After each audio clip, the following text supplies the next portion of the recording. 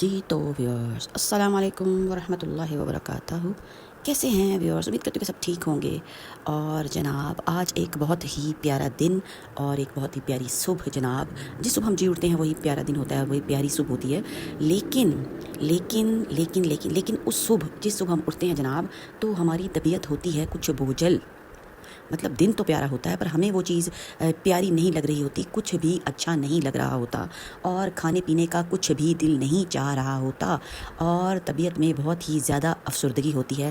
جیسے کہ میں نے پہلے آپ کو بتایا کہ دن تو جناب پیارا ہوتا ہے، بہت پیاری صبح ہوتی ہے، سورج چمک رہا ہوتا ہے، دن وہی ہوتا ہے، پر ہم اندر سے کچھ ٹھیک نہیں ہوتے، طبیعت ٹھیک نہیں ہوتی، تندرستی نہیں ہوتی.